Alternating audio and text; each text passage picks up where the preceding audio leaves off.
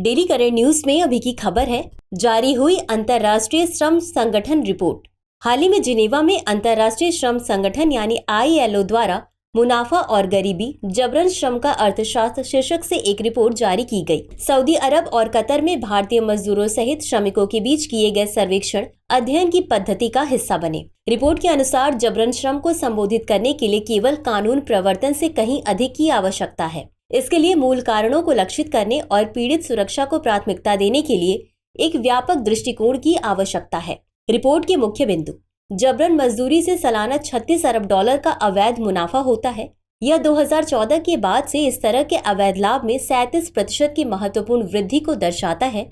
इससे जबरन श्रम कराने वाले व्यक्तियों की संख्या में वृद्धि और पीड़ितों के शोषण से प्राप्त मुनाफे दोनों में वृद्धि हुई। तस्कर और अपराधी अब प्रति पीड़ित करीब 10,000 डॉलर कमा रहे हैं, जो एक दशक पहले करीब 8,269 डॉलर था। जबरन श्रम से कुल वार्षिक अवैध मुनाफा यूरोप और मध्य एशिया में सबसे अधिक है। इसके बाद एशिया और प्रशांत अमेरिका, अफ्रीका का स्थान है। जबरन व्यावसायिक यौन शोषण कुल अवैध मुनाफे में 2/3 से अधिक का योगदान देता है, जबकि निजी तौर पर थोपे गए श्रम के पीड़ितों में यह केवल 27% है। विनिर्माण और सेवाएं जैसे उद्योग भी जबरन श्रम से महत्वपूर्ण अवैध लाभ कमाते हैं। इसके बाद कृषि और घरेलू कार्य का स्थान आता है।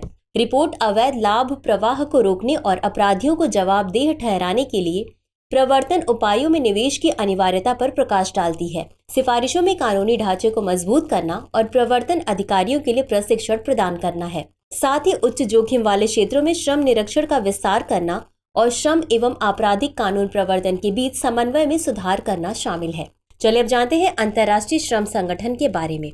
यह संयुक्त राष्ट्र की एक विशिष्ट एजेंसी है। यह श्रम संबंधी समस्याओं या मामलों, मुख्य रूप से अंतर्राष्ट्रीय श्रम मानक, सामाजिक संरक्षण तथा सभी के लिए कार्य अवसर जैसे मामलों को देखती है।